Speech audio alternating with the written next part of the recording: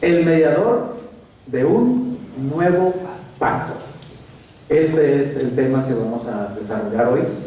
Y la verdad tiene que ver con la Navidad también, porque ciertamente pues a eso vino Jesús, ¿cierto?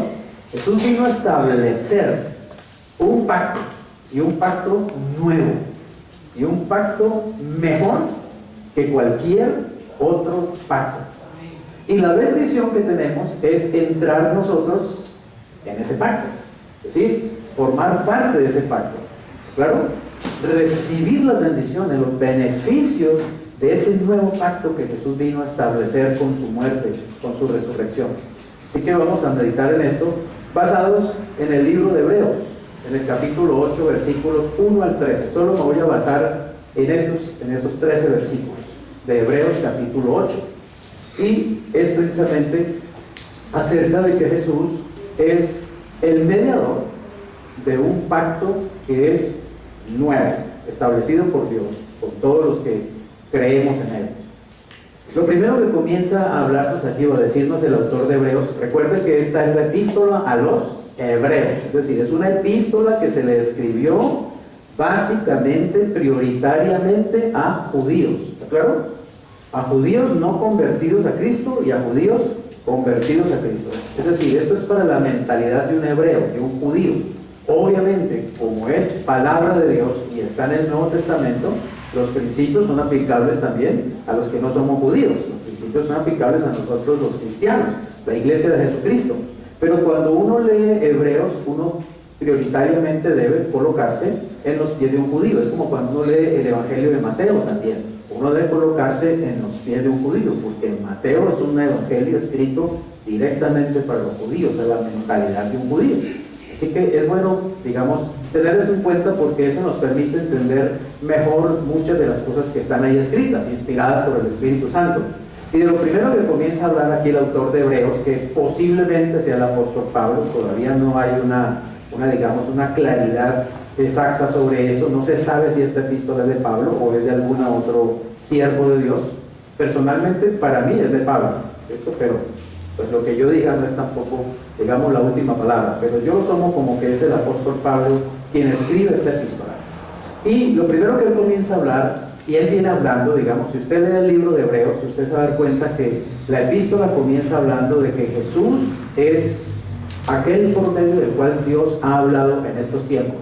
Que Dios en los tiempos antiguos habló a través de profetas, habló a través de los padres de la nación judía, pero que en estos tiempos ha hablado y habla acerca o a través del Hijo, es decir, el Hijo es la voz de Dios, Cristo es la palabra misma de Dios, y argumenta que Cristo es superior.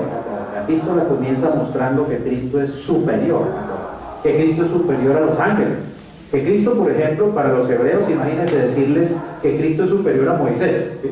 Cuando para los hebreos Moisés es lo máximo, es el máximo líder que existe, es el máximo profeta para ellos. Moisés es el legislador, es nada menos que el mediador entre Dios y ellos ahí en el monte Sinaí, ¿cierto? Al darles la ley. Y digamos, epístola de Hebreos dice que Jesús es superior a Moisés, y nosotros lo sabemos, ¿cierto? Evidentemente, Jesús es superior a todo lo que existe, a todo lo conocido, evidentemente, pero no todo el mundo lo ve así, y específicamente los judíos no lo ven así.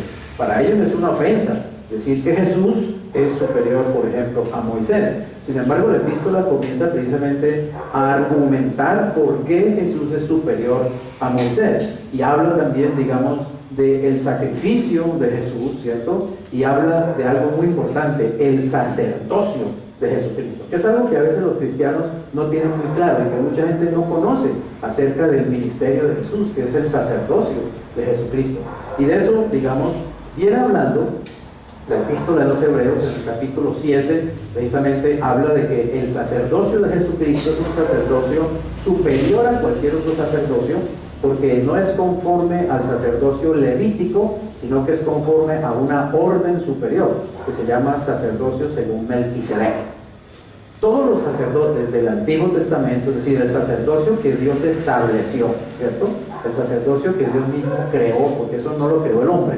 Hay que entender una cosa, El sacerdocio levítico, el sacerdocio israelita, no es un sacerdocio que crearon los mismos judíos. Es decir, no fue que a alguien se le ocurrió, Aarón, hace vos de sumo sacerdote y entonces vos haces de sacerdote de levita y armemos un... No, eso vino de Dios.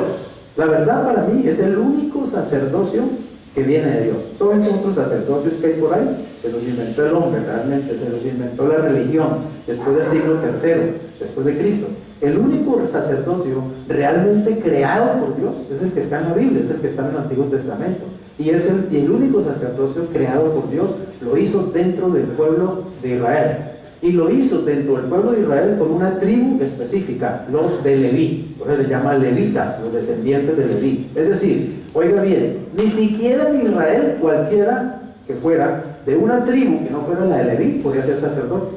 O sea, no podía venir alguien que fuera de la tribu de Benjamín y decir, yo quiero ser sacerdote y inscríbanme para ser sacerdote. No podía venir uno de la tribu de Judá, por ejemplo, decir, yo quiero ser sacerdote, yo quiero servir en el templo. No, los únicos que podían servir en el sacerdocio eran los de Leví, los descendientes de Leví. Lo primero que tenía uno que tener como requisito para ser sacerdote era venir de la tribu de Leví, de la generación de Leví. ¿Está claro? O sea que realmente no era que cualquiera quería o podía ser sacerdote.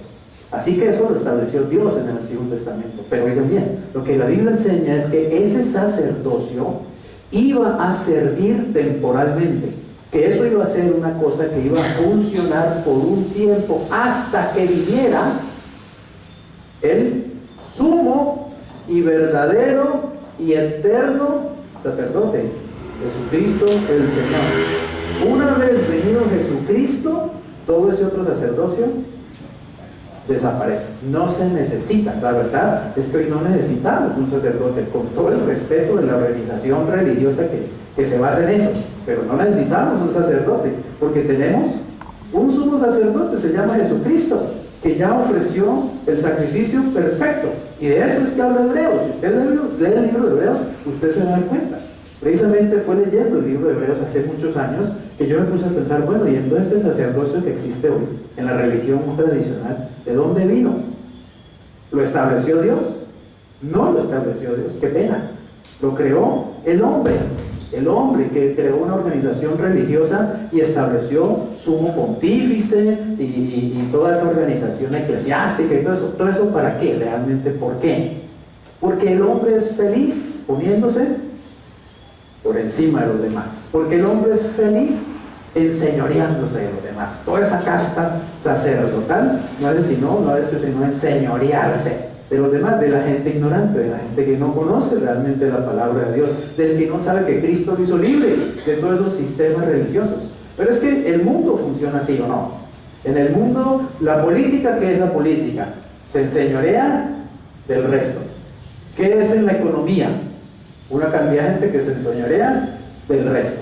¿Qué es la religión? Una cantidad de gente que se enseñorea del resto, sencillamente. Pero Cristo es nuestro verdadero, único y real sumo sacerdote. Y lo que está escrito en la Biblia es que una vez que Él viniera, todo ese antiguo sistema, para afuera, inútil, no se necesita ya.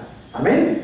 Y eso lo tenemos que entender para que experimentemos la verdad y la libertad que tenemos. Ahora, la Biblia habla del sacerdocio de los creyentes, ¿está claro? Dice que nosotros somos sacerdotes, todos los creyentes, pero todos, no dice solo algunos. O sea, no es una casta que nosotros somos los sacerdotes y ustedes son allá los otros, el pueblo, la recua, los que no saben nada. Nosotros somos los que sabemos y manejamos todo el negocio de la religión, ¿está claro? No, no es así. En la Biblia y en el Nuevo Testamento, el sacerdocio es para todos los creyentes por igual. Pero eso es algo que los mismos cristianos ni siquiera saben, que son sacerdotes. Creen que el sacerdote es el que anda ahí con sotana persiguiendo niños. No, no es así. El verdadero sacerdocio es el del creyente en Cristo. Y la verdad, no es verdadero sacerdote, sino aquel que tiene a Cristo en su corazón. Tenemos que saber eso. Y tenemos que saber ejercer ese sacerdocio. ¿Amén? ¿Qué es el sacerdocio del creyente? Que nosotros tenemos la autoridad para llevar a las personas a Cristo, que tenemos la autoridad para hablarles de Cristo y llevarlos a conocer la verdad, y que también tenemos autoridad para interceder por ellos en oración delante del Señor, porque el Señor nos dio a todos los creyentes la autoridad de pedir en su nombre. O sea, cuando yo estoy pidiendo por una persona que me dice, ay, venga, Paola, por favor, ore por mí, Paola está ejerciendo su sacerdocio como creyente. Cuando ella dice, sí, voy a orar por ti, amén. Cuando una persona dice, don Hernando, por favor, ayúdeme a orar por esta situación, por esta cosa, por este problema, don Hernando está ejerciendo el sacerdocio de un hijo de Dios, del creyente. Pero no necesita tener unos títulos especiales, ni que nadie le haga venias, ni que lo traten pues como una persona especial. Eso es el hombre que organiza todo ese cuento. ¿Y qué hizo la religión? Pues obviamente aprovechó el vacío, ¿cierto?, de que el sacerdocio de Cristo viene, elimina el sacerdocio levítico y la religión pagana, estableció el sacerdocio y se ha enseñoreado por siglos de cantidad de gente que no conoce la palabra de Dios. Es que es fácil manejar la ignorancia de las personas, ¿cierto? Es muy sencillo, pero cuando uno conoce la palabra de Dios ya uno no come cuenta. Uno comienza a entender la verdad y los ojos se abren y el corazón también se ilumina. Así que de esto es que está hablando, digamos, estos primeros 2 versículos de ese sacerdocio superior de Jesucristo. Miren lo que dice. Ahora bien, el punto principal de lo que venimos diciendo es que tenemos que tal sumo sacerdote, el cual se sentó ¿dónde? En un templo, en una basílica, en una iglesia, en un hotel, a la diestra, nada menos, a la diestra del trono de la majestad. ¿Quién es la majestad? Obviamente Dios el Padre, ¿cierto?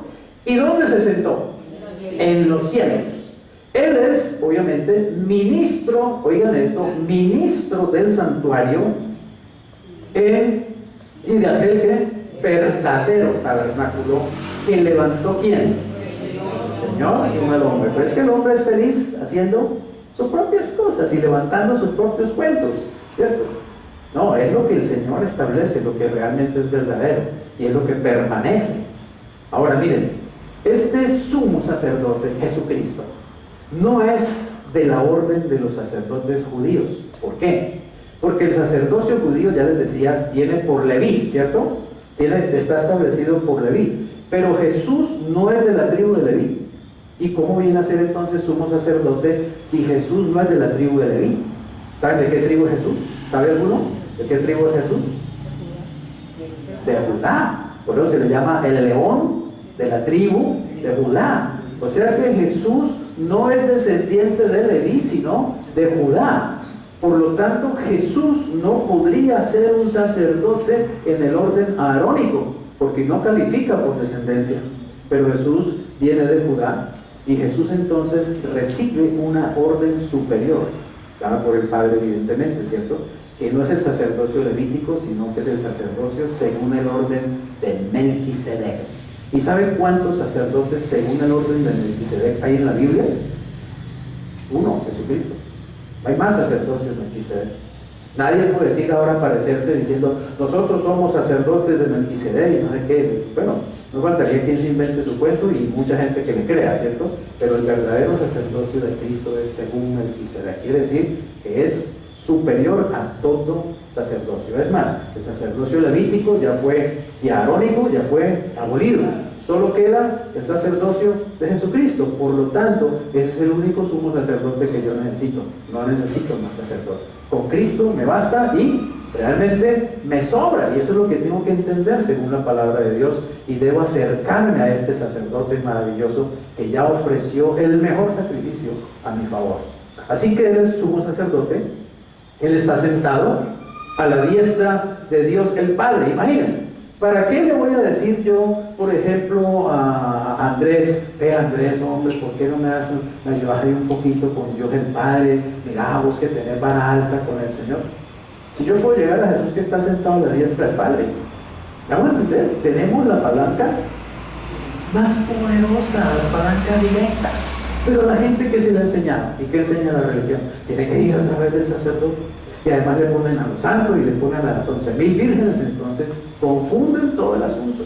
Y la gente no entiende que tiene que ir solo a Jesús, punto, que es lo que la Biblia establece. Es solo Jesús y ya, no más. Cuando el Señor se transfiguró en el monte, ¿se acuerdan? En el monte de la transfiguración, ¿se acuerdan? Él se llevó a Pedro, a Jacobo y a Juan, se los llevó en la noche y ya se transfiguró delante de ellos. el Señor comenzó a esparcir luz, la luz como del sol. Dice que su rostro iluminado como el sol al mediodía. Imagínense eso. ¿Qué les estaba mostrando Jesús? Miren quién soy yo realmente. ¿Está claro? Ese día sí Jesús les dijo, ¿usted sabe quién soy yo?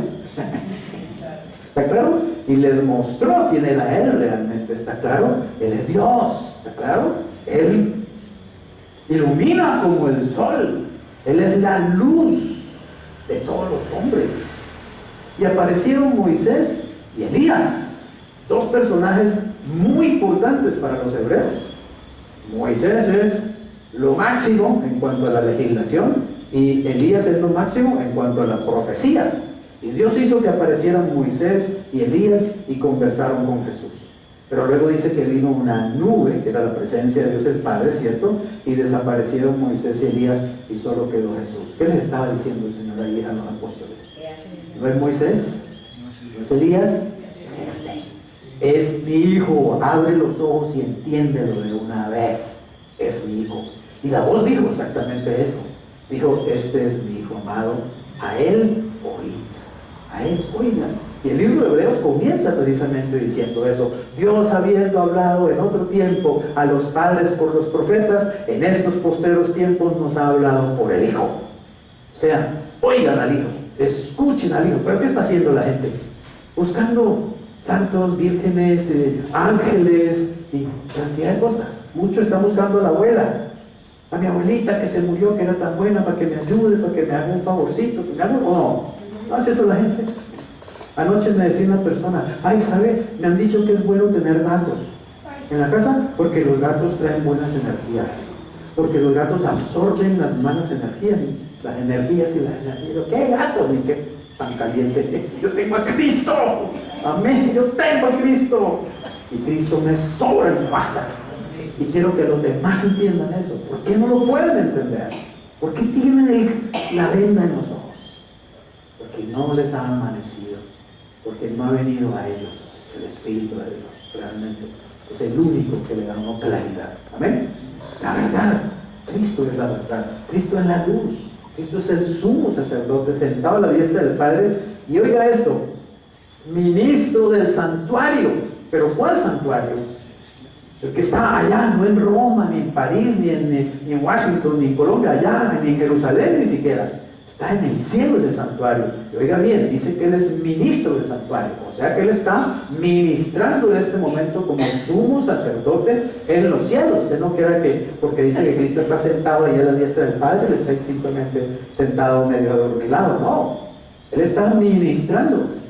Porque Él es sumo sacerdote. Y la Biblia dice, y aprendas eso, la Biblia dice que Jesús como sumo sacerdote intercede por nosotros día y noche. ¿Tienes mejor intercesor que ese? ¿Y por qué andas pegado de aquí y de allá? ¿Y por qué andas pensando que sí me oirá, no me oirá? ¿Me quiere, no me quiere? Deshojando margaritas, ¿sí me ama, no me ama? ¿Sí me ama, no me amas? ¿Tienes dudas de eso?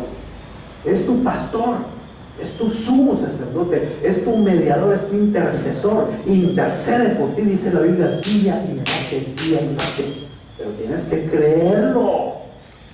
Y tienes que entrar a su presencia cada día, decirle, Jesús, tú puedes decirle, sabes Jesús, gracias porque tú oraste por mí y vas a orar por mí mañana.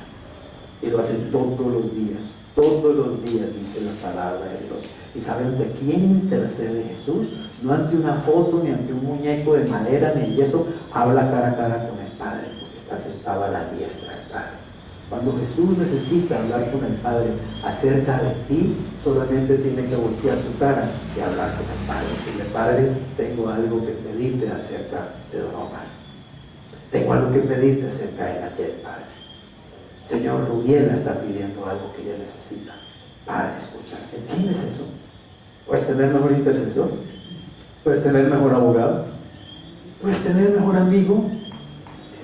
Acude a Él continuamente, permanentemente, pero tienes que creerlo y tienes que también de una vez por todas definirte, o es Jesús o es nada. Amén. No andes ahí que Jesús y, cierto, como los que dicen, bueno, Dios y suerte, ¿no? Una pata en Dios y otra pata en la suerte. A ver, si Dios me falla, entonces la suerte. Y si la suerte me falla, entonces Dios, no. Es Dios y punto. Dios y punto. No es Jesús y esto, Jesús y fulano, Jesús y mi abuela, Jesús y mi tía, no, es Jesús y no más, Jesús, solo Jesús. Este es mi hijo, a él oíd. ¿Quién lo dijo? La máxima autoridad, la majestad de los cielos. Dios quiera que los ojos sean abiertos cada día más. El sacerdocio levítico, como les decía, es el sacerdocio del Antiguo Testamento, ¿cierto? El sacerdocio judío, establecido por Dios, establecido allí con la tribu de Leví. Dice, porque todo sumo sacerdote, ahora está hablando del sacerdocio terrenal del Levítico, está constituido ¿para qué? Para presentar ofrendas y sacrificios. Pero ¿cuáles son las ofrendas y sacrificios que ofrecía Aarón, lo que ofrecía, digamos, el sumo sacerdote de Israel? ¿Qué ofrendas ofrecía? Corderos, ¿cierto? Palomitas, becerros, etc. Depende también del tipo de sacrificio que fuera, depende de las circunstancias, si era el día de expiación, si era, digamos, un día normal, etc. El sumo sacerdote tenía que estar ofreciendo esos sacrificios. ¿Y dónde los ofrecía ese sumo sacerdote? En el tabernáculo, cuando estaban en el desierto, y después en el templo de Salomón, cuando ya Salomón construyó, ¿cierto?, el primer templo. Pero lo ofrecía, es decir, en un lugar terrenal, aquí humano. Pero dígame a usted, ¿qué sumo sacerdote podría decirle a Dios, Dios, yo no voy a ofrecerte hoy la sangre de este cordero, ni de este macho cabrío, ni de este becerro, ni de esta paloma? He decidido ofrecerte mi propia sangre. ¿Claro? ¿Dios aceptaría esa sangre? No. ¿La aceptaría? No. No la podía aceptar. ¿Por qué? ¿Por qué no la podía aceptar? Porque era sangre de un pecador, de un ser humano, por muy sumo sacerdote que fuera un humano. ¿Está claro? Dios no podía aceptar esa sangre. Pero entonces viene un sumo sacerdote que no viene con un corderito, que no viene con un macho cabrío, que no viene con un becerro, sino que el cordero es él mismo, y que viene y ofrece su propia sangre. Y esa sangre sí es aceptada por Dios, la única sangre que Dios puede aceptar de un ser humano, porque es la única sangre que no tiene pecado, en la que no hay pecado. Por eso la sangre de Cristo es poderosa, porque es la única sangre que pudo ser ofrecida para mi salvación. Amén. Cuando el Señor Jesucristo estaba en la cena final con los discípulos, tanto Mateo como Marcos y como Lucas recogen las palabras. Él dijo esto cuando él tomó la copa de vino. Él dijo, bebed, ¿cierto? Esto es la sangre del pacto, ¿sí? Que por vosotros, dice Lucas, Mateo y Marcos dicen que por muchos, ¿sí?, es derramada. Esta es la sangre del nuevo pacto, que por muchos es derramada. Y solo Mateo pone estas palabras, los demás no las ponen, solo Mateo las pone. Para remisión de los pecados. ¿Para qué ofreció Jesús su sangre? ¿Para qué? Para el perdón de los pecados. ¿Y qué es el perdón de los pecados? La solución al problema, ¿o no? ¿Cuál era el problema que teníamos con Dios? El pecado era el problema. Y si Cristo derrama la sangre para quitar, borrar, desaparecer el pecado, el problema está resuelto. Por eso ahora somos hijos de Dios, quedamos reconciliados con Dios. Para eso vino Él. Y oigan bien, el fondo de ese pacto, ¿cierto? La sustancia de ese pacto, la raíz de ese pacto es la sangre que Cristo ofrece, la sangre que Cristo derrama en la cruz, sangre limpia, sangre sin pecado, que limpia realmente el pecado. Este es el Cordero de Dios que quita, ni siquiera borra, quita el pecado del mundo. Entonces, obviamente, Él como sumo sacerdote también tiene algo que ofrecer, ¿cierto? ¿Y qué es lo que ofreció? Su propio cuerpo, su propia sangre. Así, oigan bien, hablando ahora de Jesús, así que si estuviera sobre la tierra, ¿qué pasaría? Ni siquiera sería sacerdote. ¿Por qué? Porque Él no es de la tribu de Leví. Habiendo aún sacerdotes, ¿cierto?, de los de Leví, que presentan las ofrendas según ¿qué? Según la ley. Es decir, estos sacerdotes, ¿por qué hacían esos sacrificios? Porque les nació de su corazón hacerlo. Ay, yo quiero darle un sacrificio a Dios, voy a degollar este cordero. No, porque Dios lo exigía, era una ley porque ellos lo hacían. Ellos lo hacían era por ley, les tocaba hacerlo. El sumo sacerdote no podía levantarse el día de expiación y decir, hoy quiero quedarme viendo televisión, hoy no va a ser, ay, de aquel, ¿cierto? Tenía que ir a hacerlo, porque era ley. Dios mismo había establecido ese sacerdocio, Dios los había puesto para que hicieran eso, Dios había decidido quién era el sumo sacerdote. Eso no era una votación, pero votemos a ver si Andrés o a ver si Hernando son el sumo sacerdote. No, era Dios el que escogía y definía quién era el sumo sacerdote, y además decidió quiénes eran sacerdotes, los de la tribu de Leví. Así que realmente ellos tenían que hacer eso, y era por ley, por ley, por ley, por ley, por ley, lo hacían por ley. Los cuales, dice, sirven a lo que es ¿qué? Figura. Y oigan esto, sombra de las cosas celestiales. Es decir, ese sacerdocio lo que estaba era sirviendo en algo que era temporal. ¿Está claro? Porque eso era apenas figura, era apenas símbolo, era apenas sombra. ¿Está claro? Esa no era la sustancia, esa apenas era la sombra. ¿De quién? ¿De qué?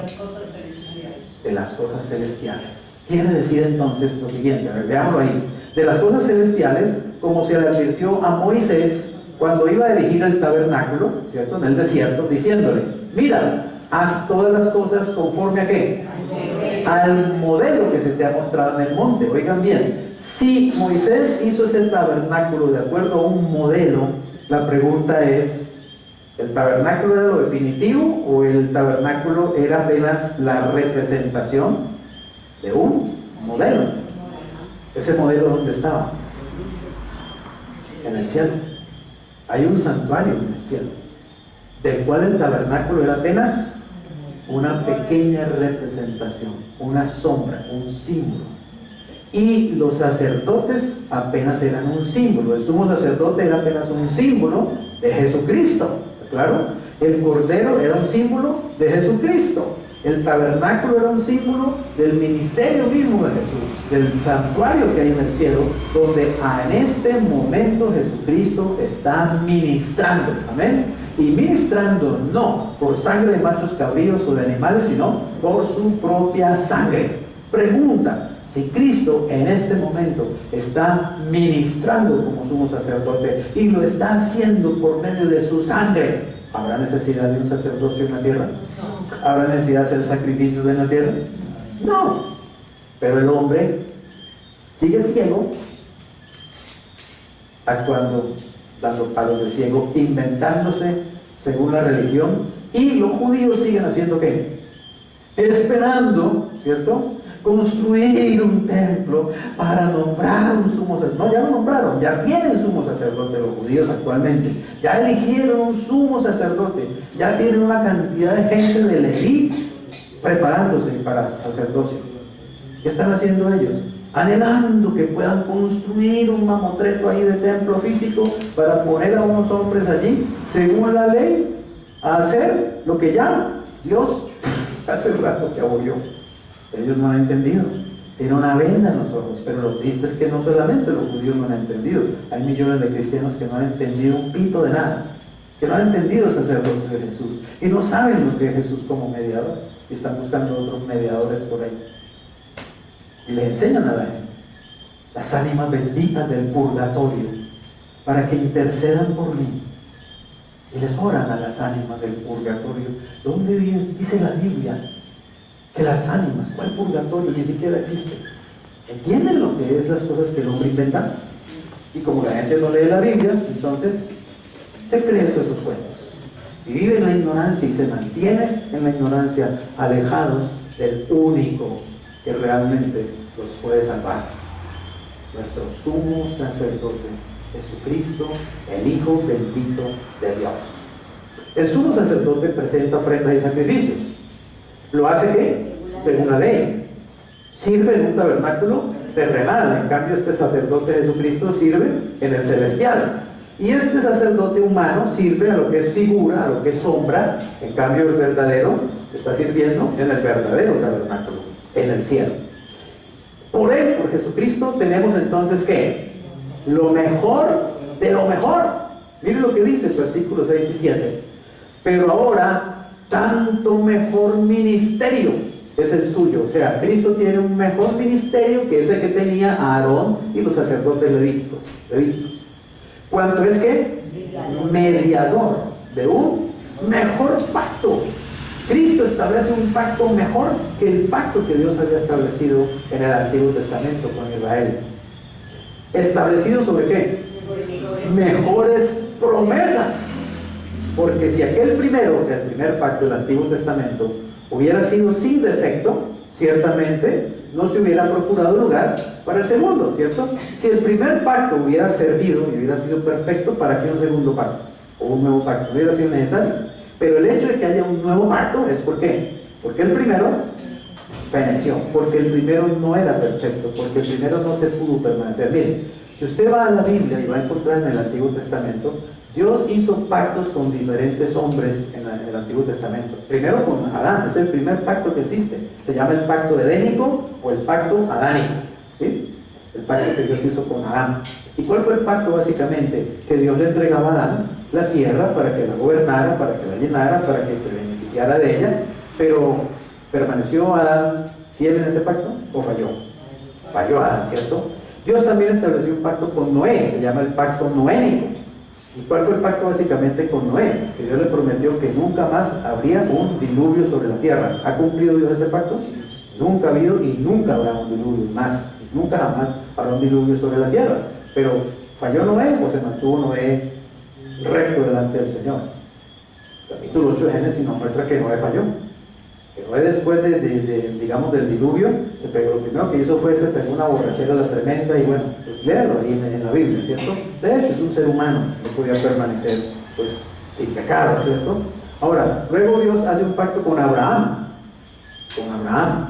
y el pacto con Abraham básicamente resulta que Dios le dice a Abraham, Abraham, yo te voy a dar un hijo, ¿se acuerdan? Te voy a dar un hijo, siendo Abraham un hombre de 100 años y con una esposa estéril. Y ese hijo va a ser una bendición para todas las naciones del mundo. Yo te voy a hacer un hombre que va a bendecir a todas las naciones, no solo a los judíos, sino a todas las naciones del mundo.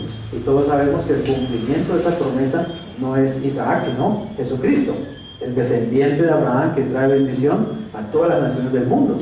Pero también le dio, digamos, a Abraham le dio promesas de prosperidad, de que lo iba a enriquecer, de que le iba a dar, digamos, ¿cómo se llama? Le iba a dar poder, digamos, autoridad, que le iba a hacer la cabeza de un pueblo, de una nación, y Dios cumplió esa promesa. Luego hace un pacto con Moisés. El pacto con Moisés básicamente ¿en qué consiste? En que él los sacó de la tierra de Egipto y los va a llevar ¿a dónde? A la tierra prometida, ¿cierto? Que él les iba a dar una tierra donde los judíos iban a tener leche, miel, prosperidad, bendición, felicidad, paz. Pero pregunta, ¿falló Abraham? Abraham falló muchas veces, y está en la Biblia, las veces que Abraham se equivocó. ¿Falló Moisés? Moisés nos muestra que al menos falló una vez frente a el agua, a la roca que daba agua, y por eso perdió la entrada a la tierra prometida, ¿cierto? Sin embargo, Dios sigue cumpliendo su parte, ¿está claro? Ahora, ¿qué es un pacto? ¿Qué es un pacto? Para que nos despertemos un poquito. ¿Qué es un pacto? ¿Ah? Un pacto es un convenio, exactamente, es un convenio.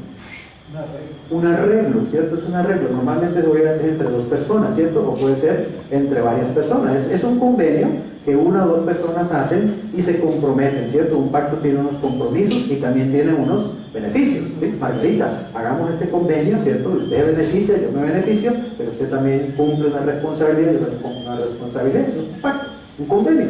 Y Dios hizo esos pactos, pero siempre a Dios, la parte humana, siempre le falló. En cambio Él jamás ha fallado, de hecho no puede fallar, ¿cierto? Luego hizo el pacto con David. El pacto con David consistió en decirle a David, David, mira, yo te prometo que yo voy a mantener tu descendencia en el trono de Israel para siempre. Es el pacto. Pero falló David. David también falló. Sin embargo, Dios mantiene su palabra. Lo que tenemos que entender es que cuando Dios se compromete en un pacto, Dios mantiene su palabra. Por eso la Biblia dice en el Nuevo Testamento, nosotros no permanecemos fieles a Él, sin embargo Él sí permanece fiel. Nosotros sí le fallamos, pero Él nunca nos va a fallar. Por eso un pacto con Dios, digamos, es seguro por la parte de Dios, evidentemente. Y cuando Dios hace pacto entonces con su pueblo, pues es realmente algo en el que el pueblo puede confiar plenamente, porque sabemos que lo que Él promete lo cumple. Primero pasan los cielos y la tierra antes que pase la palabra en la que Él se ha comprometido. Así que Cristo vino a realmente, oigan bien, a recoger todos esos pactos y cumplirlos en Él. Realmente Cristo cumple el pacto adánico, el noénico, el pacto con Abraham, el abrahámico, el pacto davídico, el pacto mosaico. Cristo es realmente el cumplimiento perfecto de todos esos pactos. En Cristo se reúnen todos esos pactos y además establece en realidad un nuevo pacto. Un nuevo pacto, oigan bien, que recoge todas las bendiciones de los antiguos pactos y que además da ñapa. ¿Está claro? O sea, mejora todavía las cosas. Por eso dice, mejor ministerio, mejor pacto, mejores ¿qué? Promesas, mejores promesas. El nuevo pacto nos habla el versículo 8 y 9. Dice, porque reprendiéndolo dice, he aquí vienen días, dice el Señor, en que estableceré con la casa de Israel y la casa de Judá un nuevo pacto. Noten que ese pacto es ¿con quién? ¿Con la iglesia? No, es con Israel. Un nuevo pacto, no como el pacto que hice con sus padres, o sea, con los fundadores de la nación hebrea, con Abraham y todos los demás. El día que los tomé de la mano para sacarlos ¿de dónde? De la tierra de Egipto. Bueno, esto es con Moisés, porque ellos no permanecieron en mi pacto, ¿y yo qué? Me desentendí de ellos, dice el Señor. Así que ese antiguo pacto fue después del Éxodo, cuando el Señor saca a Israel de Egipto para llevarlo a la tierra prometida y lo llevó al Sinaí para hacer el pacto. Israel no obedeció ese pacto, todos lo sabemos. Y el Señor dice entonces, Él se desentendió de ellos, es decir, pues yo no tengo tampoco por qué cumplir, ¿cierto? Porque ustedes no cumplen realmente.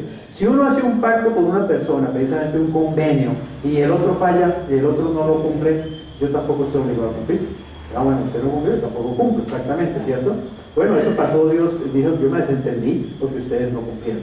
De ese pacto mosaico, y está hablando desde la ley. La Biblia contrasta a menudo el pacto de Moisés con el nuevo pacto, ¿exacto? Con el pacto de Jesucristo. Es de los que más enfrenta y contrasta. Y dice claramente que ese pacto mosaico quedó abolido y que el que está vigente es el nuevo pacto, por medio de Jesucristo, por medio de su sangre. Hay 4 bendiciones por lo menos del nuevo pacto que se nos hablan aquí. Hay millones de bendiciones, pero hay al menos 4 que se nos habla aquí. Mira, versículo 10 y 12.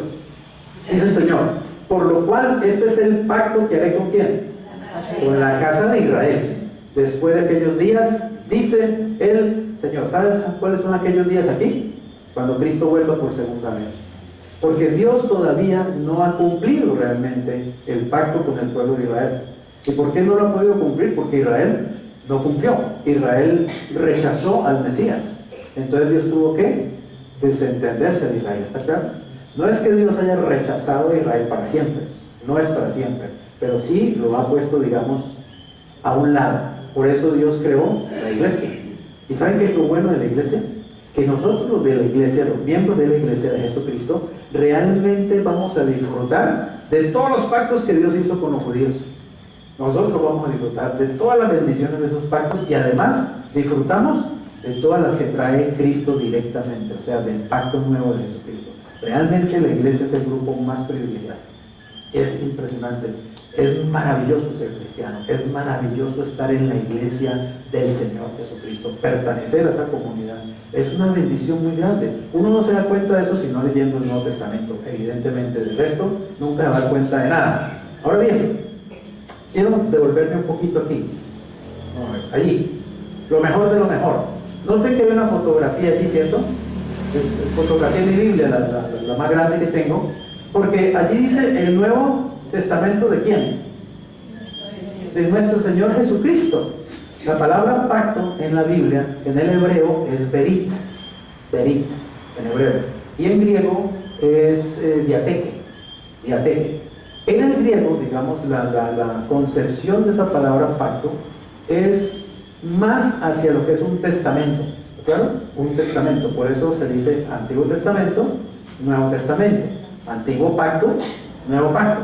El Nuevo Testamento, oiga bien, es el testamento de nuestro Señor Jesucristo. Yo le pregunto a veces a la gente, le digo, bueno, yo le pregunto a usted aquí, ¿hay alguno que esté incluido en el testamento de Bill Gates aquí? ¿Lo irá a incluir Bill Gates en su testamento? ¿Está incluido usted? No. ¿En el de Warren Buffett? ¿En el de Carlos Slim? ¿En el de Julio Mario Santo Domingo? ¿Nadie aquí? Oiga, tan mal relacionados estamos. Ninguno, ¿cierto? No estamos incluidos en el Nuevo Testamento, pero estamos incluidos nada menos que en el Nuevo Testamento de nuestro Señor Jesucristo. Esos otros testamenticos, ¿no?, son perrata, pero lo hemos entendido, lo vivimos, lo experimentamos, nos gozamos realmente de eso. Mira, yo miraba esto, ¿no? Mi Biblia, una de las Biblias viejas que tengo. Toda Biblia debe estar así, viejita, fea, porque es usada. Cuando yo a un cristiano venía a Biblias nuevecitas, sospecho que solo la mantienen de desodorante, ni siquiera la estudian, a menos que la hayan comprado recién comprada, ¿cierto? Toda Biblia tiene que estar viejita y fea y arrugada porque es usada. Mira, el Nuevo Testamento, ¿cierto? Aquí no dice de nuestro Señor Jesucristo, pero es de nuestro Señor Jesucristo. Nota una cosa, mira, este es el Antiguo y este es el Nuevo. Casi que el Nuevo es la mitad del Antiguo, nada más. ¿Sí ves eso?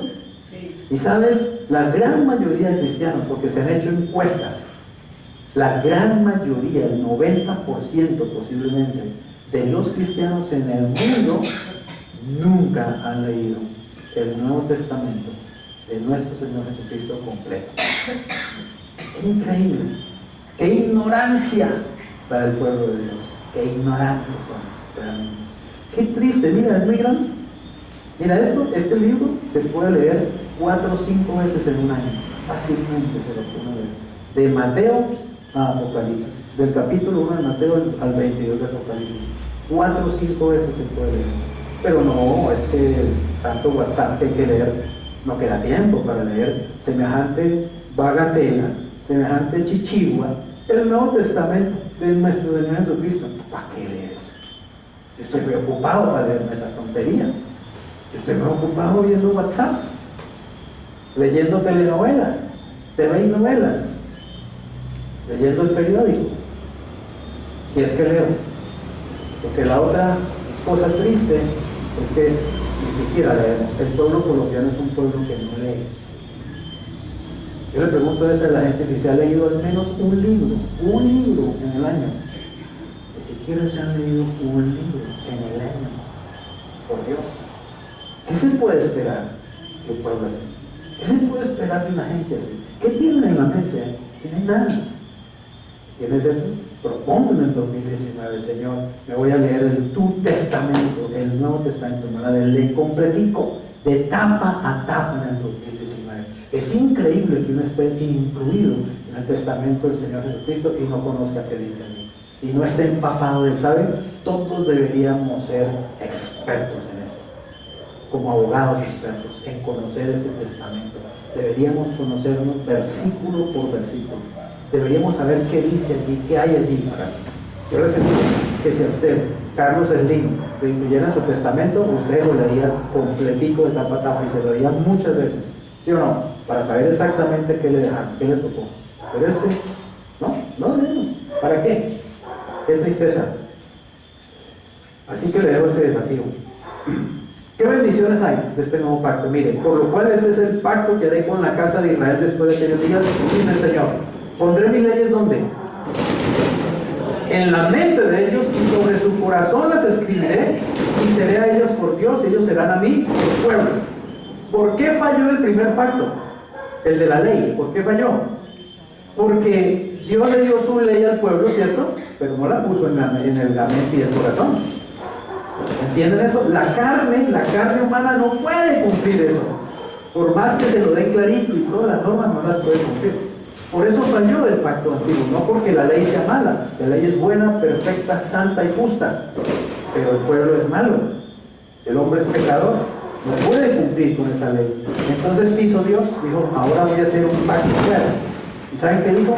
No voy a ponerles la ley allí, léanla, sino que se la voy a meter en la mente y en el corazón, se lo puede escribir. Pregunta, ¿cómo puede escribir Dios su ley en mi mente y en mi corazón si no es dándome su mismo espíritu? Amén. Entonces, por eso Cristo habla del nuevo nacimiento. Por eso Cristo le dijo a Nicodemo, es que hay que nacer de nuevo. ¿Claro? Hay que nacer de nuevo. Eso no es metiéndose las leyes de Dios ahí en la memoria y memorizándose las 399 y 400,000 y yo lo voy a hacer y hacemos todo lo contrario. La carne no puede hacer eso. Dios tuvo que hacer un nuevo pacto, oigan bien, y noten esto, y van a leerlo en lo que les voy a leer, van a notar una cosa, que el que hace todo allí es Dios. La ley dice, haz esto y vivirás. Haz esto y vivirás. Pero el nuevo pacto dice, déjame que yo lo hago en ti y a través de ti. Dios tuvo que producir el nuevo nacimiento para que se pueda realmente cumplir la ley de Dios en nuestras vidas, para que esté escrita en nuestra mente y en nuestro corazón. Dice, pondré mis leyes en la mente de ellos y sobre su corazón las escribiré y seré a ellos por Dios. Y ellos me serán a mí por pueblo. Y ninguno enseñará a su prójimo, ni ninguno a su hermano diciendo, conoce al Señor. ¿Por qué? Porque todos me conocerán, desde el menor hasta el mayor de ellos. ¿Por qué?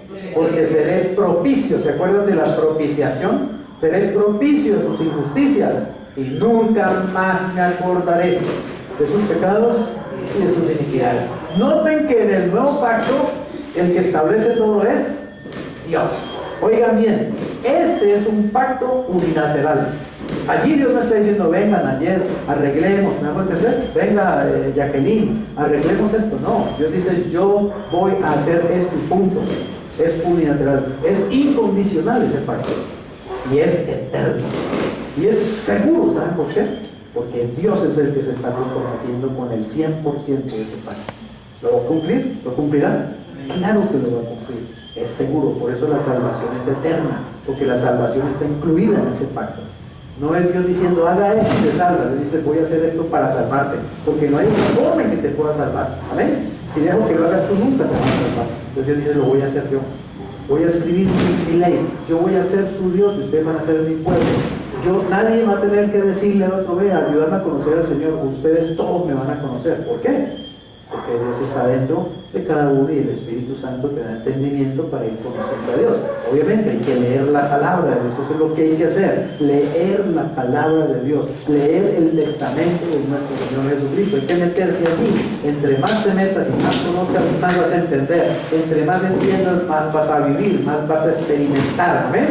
Más feliz vas a ser, más sano vas a ser, más próspero vas a ser, entre más te metas. Pues no lo haces por pereza mental, vas a vivir muy confundido en muchas cosas y no vas a entender lo que Dios quiere que entiendas y no vas a disfrutar de lo que Dios quiere que disfrutes. Así que este nuevo pacto tiene 4 bendiciones, ¿cierto? Primero, la ley está en el corazón. 2, tengo comunión con Dios, porque dice, yo seré su Dios y ustedes serán mi pueblo. Habrá una comunión directa con Dios. 3, habrá conocimiento de Dios. Voy a conocer a Dios. Yo pregunto, ¿hay un mayor conocimiento que ese en la tierra? ¿Es mejor que conocer la física cuántica? ¿Es mejor que conocer la economía del mundo? ¿Es mejor que conocer los secretos y las maravillas del universo? Claro, es el mejor conocimiento que hay. Y además voy a ser libre del pecado, porque Él es propicio a mis injusticias, perdona mis pecados y lava mis iniquidades. Conclusión de este versículo, de este pasaje hasta el versículo 13. Al decir nuevo pacto, oigan esto, ¿qué ha pasado? Ha dado por viejo al primero. Y lo que se da por viejo y se envejece, ¿qué pasa? Está próximo a desaparecer. O sea que aquí hay un pacto viejo y hay un pacto nuevo. Hay gente que se la pasa metido en el viejo. Son expertos en el viejo. Todo lo que predican es del viejo. Siempre hablan de David, de Moisés, de Sansón, de Daniel, de no está mal, pero es que hay que meterse en el nuevo. Es que lo que tengo que conocer es el nuevo pacto, a Jesucristo. Una vez que conozcas el nuevo, métete al viejo. ¿Está claro? Ahora, el viejo dice la Biblia que sirve ¿para qué? Para ejemplos, para sacar ejemplos. Si uno habla entonces de David y Sansón y todas las cosas, ¿cierto? Pues es un ejemplo David y Sansón de la fe, del gigante y todo como se hace, ¿cierto? Normalmente el antiguo se debe usar para referencia, pero siempre debe haber la luz del nuevo, evidentemente. Es más, el antiguo no se puede entender si no se entiende el nuevo. Pero hay mucha gente pegada al viejo, a la vieja escuela, a la vieja cosa. Hay gente que le gusta lo viejo, todo lo viejo les gusta. Los mismos zapatos viejos de siempre, la misma licuadora vieja de siempre, el mismo mueble viejo de siempre, pegados a esas cosas y no quieren salir de eso, ¿está claro? Y no se renuevan, y no avanzan. Hay que avanzar. Jesucristo es su nuevo, su pacto es el nuevo pacto maravilloso. Yo tengo que conocer el Nuevo Testamento, muy bien conocido, no mediocremente, profundamente. ¿Para qué? Para sacar los tesoros y las riquezas maravillosas. Ahora miren una cosa para terminar. La palabra nuevo en el griego es una palabra que es kainos. Y la palabra viejo en el griego es una palabra que es palaios. Y esa palabra viejo, palaios en el griego, no significa básicamente algo que es antiguo, porque hay una cosa, ¿cierto? Hay cosas que son antiguas, pero que son buenas. Por ejemplo, obras antiguas, ¿cierto? Son de calidad, son muy valiosas o no. Un cuadro antiguo, ¿cierto? Una estructura antigua, un jarrón antiguo. No viejo no quiere decir necesariamente malo o que ya no sirve ni nada parecido. Allí la palabra palaios que se usó, quiere decir es algo que ya está en desuso, algo que ya está demasiado trajinado, como unos zapatos viejos, ¿está claro? Unos zapatos viejos que ya usted no los va a poner porque ya están viejos, ya le abrió la suela y ya eso, mejor dicho, ¿cierto? Pisa un cigarrillo y se quema el pie, qué sé yo, ¿cierto? ¿Ya usted qué hace con unos zapatos viejos? Desecha. Esa es la palabra, oigan bien, que se usó aquí, para referirse a ¿qué? Al antiguo pacto. Quiere decir que para Dios el antiguo pacto ya pasó, está desechado. Sin embargo, hay religiones que viven pegadas del antiguo pacto, enseñándole todavía a la gente que tiene que comer lo que dice el antiguo pacto, y tiene que vestirse como dice el antiguo pacto, y tiene que caminar como dice el antiguo pacto. No han entendido nada, realmente. Y mantienen a la gente en esclavitud. No disfrutan de la libertad con que Cristo vino a hacernos libres, porque no conocen realmente el testamento del Señor. ¿Se compromete usted a conocer ese Nuevo Testamento? De Cristo. Si ya lo conoce, a conocerlo más profundamente. Se compromete a leerlo más este año 2019, a leérselo todo de tapa a tapa si nunca se lo ha leído, y si ya se lo leyó, a leerlo 2, 3, 4, 5 veces. Haga olvidar los beneficios tan tremendos, los beneficios emocionales, mentales, físicos, digamos espirituales y hasta materiales que usted va a tener simplemente por conocer el Nuevo Testamento de nuestro Señor Jesucristo. Los cristianos estamos bajo un nuevo pacto y mejor pacto con Dios. ¿Gracias a quién? A nuestro hermoso mediador Jesucristo. Gloria a Dios por Jesucristo. Bendito sea Jesucristo. ¿Quiere decirle que lo ama? Digámosle que lo amamos. ¿Amén? Señor Jesucristo, te amamos. Te amamos con todo nuestro corazón, Señor. Te amamos desde lo profundo de nuestras entrañas, Señor Jesucristo, por ser nuestro sumo sacerdote, nuestro verdadero sacerdote, Señor. Gracias, Jesús, porque con tu sangre, con tu muerte, con tu resurrección, sellaste un pacto nuevo, un pacto eterno, un pacto incondicional, un pacto perfecto, Señor, en el que nos has incluido a cada uno de nosotros por medio de la fe. Gracias, amado Señor, por haberte comprometido hasta la última gota de tu sangre para darnos este maravilloso testamento del cual hoy somos participantes. Señor, perdónanos por descuidar este testamento. Perdónanos por ignorar este testamento y sus bendiciones. Perdónanos, Señor, por no ponerle la suficiente atención a tu palabra, precioso Dios. Perdona nuestra pereza mental para leerlo, Señor. Perdona nuestra indiferencia, la rebeldía de nuestra carne, Señor, para no amar esta palabra, para no amar este libro, Señor. Perdónanos por descuidarlo. Perdónanos por no hablarle de él a nuestros hijos, a nuestros familiares, a nuestros amigos, a nuestros vecinos, a nuestros conocidos, Señor. Somos capaces de hablar horas y horas y horas de cualquier tema baladí, Señor, pero no les hablamos de esto. No les decimos que hay un mediador, que hay un testamento maravilloso en el cual pueden ser incluidos por medio de la fe. Ayúdanos a hacerlo este año 2019, Señor.